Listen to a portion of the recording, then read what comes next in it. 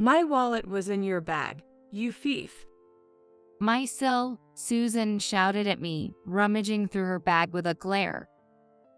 This happened during a dinner party at my fiancé's family home, celebrating the setting of our wedding date. Among the attendees, including both our families, was Susan, whom I find difficult to deal with. Ever since a greeting visit to announce our engagement, she had taken a particular interest in me. Since then, she frequently invited me to meals, often saying, "I'm a bit short on cash today, can you cover for me?" Or "I forgot my wallet, lend me some money," without ever paying for her meals. Moreover, she hasn't paid me back for any of the money I covered for her. Initially, I wanted to get along with her, but my distrust grew day by day, and I've been avoiding her as much as possible. Being accused of theft in front of my fiancé and relatives, I was in shock. The wallet she held was indeed hers, but I swear I didn't steal it. Susan, please, calm down. What? You're going to make excuses now? I'll make sure to demand compensation for this theft. She ranted, not letting me get a word in.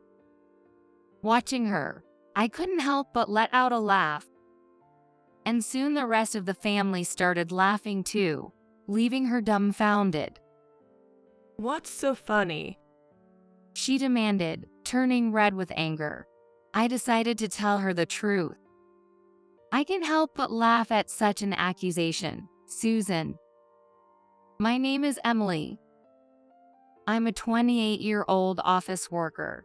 I just got engaged to someone I've been dating. My fiancé, David, is a 30-year-old man, my superior at work. David has been supportive since I joined the company, listening sincerely to both work and personal matters, making him a trusted boss from the start.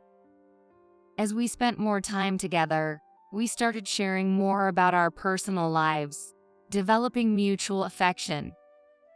Our similar ages and common interests also played a part.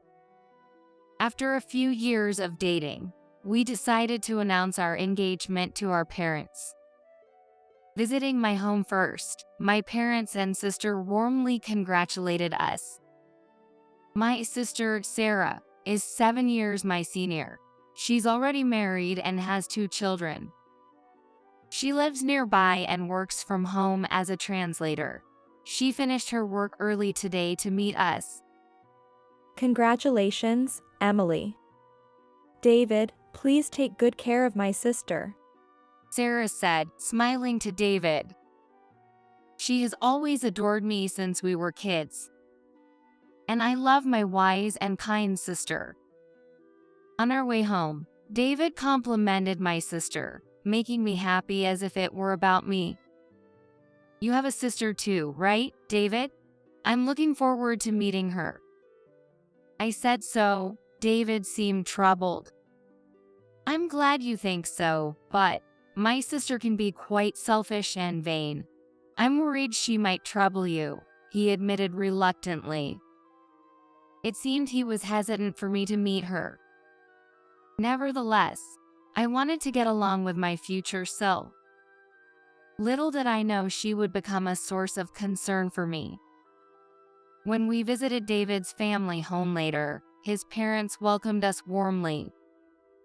It's been a while, Emily. Nice of you to come. His mother, Anna, greeted me in a laid-back tone, and his father, Tom, smiled kindly. Although I had only spoken to David's parents at their doorstep before, our relationship was good.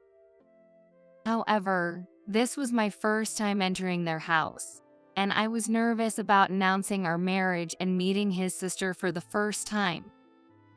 It turned out she was not home, which disappointed me but seemed to relieve David. Maybe he really didn't want me to meet his sister. Despite keeping his sister in mind, the conversation with his kind parents went smoothly, and I felt relaxed and enjoyed our time. David's parents were genuinely happy about our marriage, and feeling reassured, we began to leave. As we were putting on our shoes at the entrance, the front door suddenly opened, and a woman walked in, saying, "Hi there." Seeing her, David let out a Well, David, what? You're leaving already? I just got home. Stick around for a bit. said the woman blocking the door, appearing to be in her mid-30s, around the same age as my sister. However, she seemed more assertive and was wearing heavier makeup than my sister. I immediately realized this was David's sister, Susan. According to David, she's divorced with no children. "Nice to meet you. I'm Emily, and I've been in a relationship with David. We're here to announce our engagement." When I greeted my SIL, all I got back was a nonchalant hum.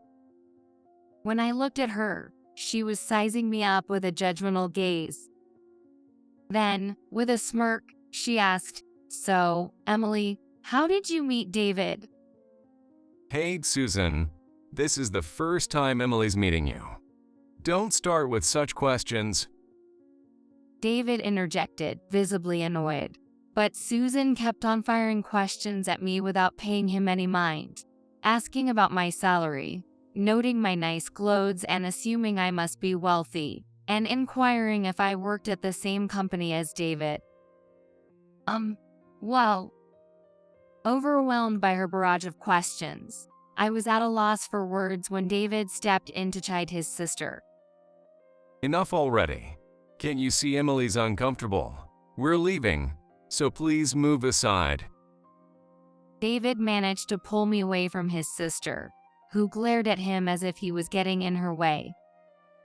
What's the big deal? If you guys are getting married, she'll be my SIL, so I thought it'd be nice to chat a bit. Oh, right, Emily, let's exchange contact information, she said, pulling out her smartphone from her purse.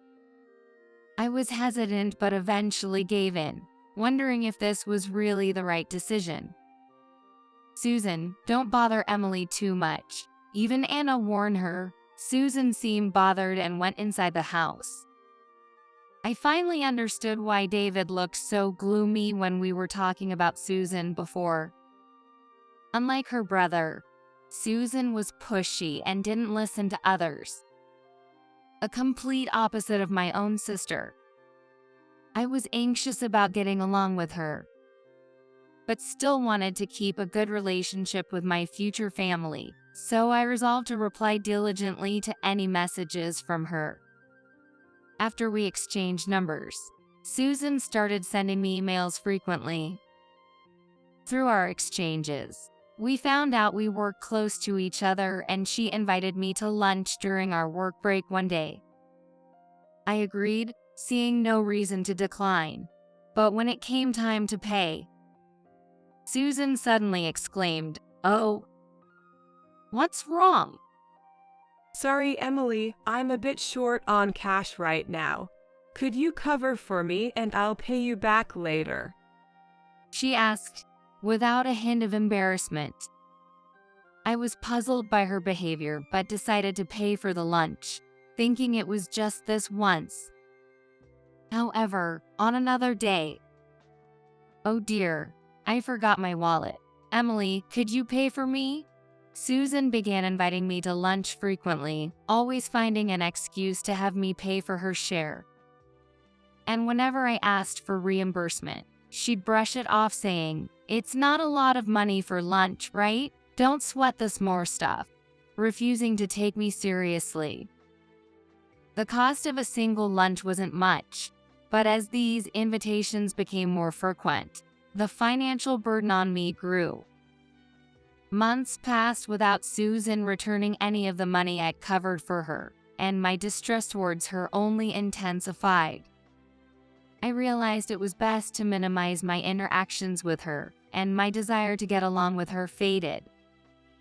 Lately, I've been declining her lunch invitations and keeping my replies to her emails to the minimum. However, one day after work, As David and I were leaving the office together, I heard a familiar voice call my name. Turning around, I saw Susan waiting for us. "Look at you two, leaving work together like a happy couple," she said sarcastically, making David frown. What do you want, Susan? David asked, to which Susan replied with a bright smile. "Actually, I have plans for dinner with friends today, but I'm a bit short on money. Emily, could you lend me some?" I was frustrated by her audacity, having already lent her money before. "I'm sorry, but I have to decline. You haven't even paid back the money I lent you previously." I firmly refused, only for Susan to become upset, saying, "How cold can you be? We're family, aren't we? It's just a little money between families. Besides, you earn more than me," shamelessly justifying herself. I hadn't mentioned my salary to her, but she must have deducted it since I worked at the same company as David. I wanted to argue that I wasn't part of her family yet, but David spoke up before I could, scolding his sister. Family or not, you shouldn't borrow money like this. Instead of going out for dinner, you should pay back what you owe to Emily. If you can't repay her now, please go home. David, who do you think you're talking to like that? I'm your sister. Are you really siding with someone else over your own blood? She switched from calling me family to a stranger, glaring at me as if I was the problem. She even started spouting some nonsensical theory, saying, "You know, in today's world, women need to have their own money too. Do you understand, Emily? Saying you can't lend me money is like admitting you're broke." David seemed too exasperated to even get angry. What you're saying is complete nonsense. Emily, let's just go. You don't have to take her words seriously. Without the heart to say anything more to Susan, we decided to pretend she was a stranger and left the scene. People from the office who were leaving kept glancing our way, making us the center of attention. What? Hey, wait a minute. Although Susan shouted from behind, we did not look back. After that, I occasionally received messages from her, but I was too busy with wedding preparations to do anything but send non-committal replies. Of course, I declined any invitations to meals, and since the incident of being ambushed in front of the company, I haven't met her. Amidst all this, the wedding date was successfully set, and a dinner party with both families was arranged. At my in-laws' house, David and I arrived at his family home shortly before my parents and sister. Susan was there too, but she surprisingly kept quiet and behaved herself, which felt eerie amidst the lavish dinner and celebratory mood. The dinner ended on a pleasant note, with everyone enjoying light-hearted conversations. When suddenly, after returning from the restroom, Susan started screaming, "What? It's gone! Where's my wallet?" Claiming the wallet she had put in her bag was missing. Calm down. Did you leave it in your room by any chance? Anna tried to soothe her, but it was as if she wasn't listening. "I definitely put it in my bag."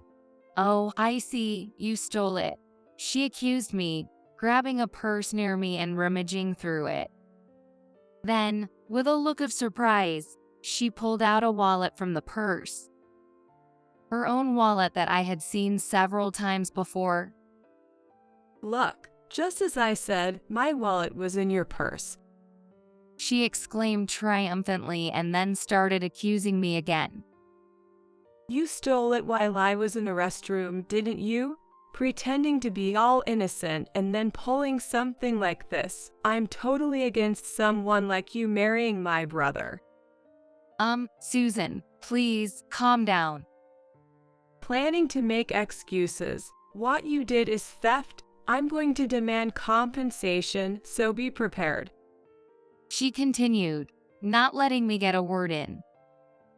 However, I couldn't help but burst into laughter. That's funny. And as I started laughing, my parents and David also burst into laughter, leaving Susan dumbfounded. But then she became red with anger. What's so funny? It's laughable, really. You've said quite something, Susan. Huh? Confused by our reaction, the next to speak was my sister sitting next to me. That purse isn't Emily's. It's mine. At that moment, Susan's face froze. What? With sweat on her brow, she looked panicked. I then said, "My sister is stealing your wallet? That's impossible, right?" It was clear she had been looking for a chance to cause trouble. I hadn't brought a purse to the dinner, knowing she might pull something. The purse beside me was my sister's, and moreover, my sister couldn't possibly steal anyone's wallet. It was utterly impossible, because my sister has been using a wheelchair due to a condition since childhood, unable to stand or walk on her own. Both my in-laws and Susan had seen her arrive in a wheelchair at the dinner, and knew she hadn't moved from her spot since the dinner started, chatting amicably with our parents and in-laws. Likely, Susan herself had put the wallet in my sister's purse. The real question was when exactly Susan managed to sneak the wallet into the purse without us noticing.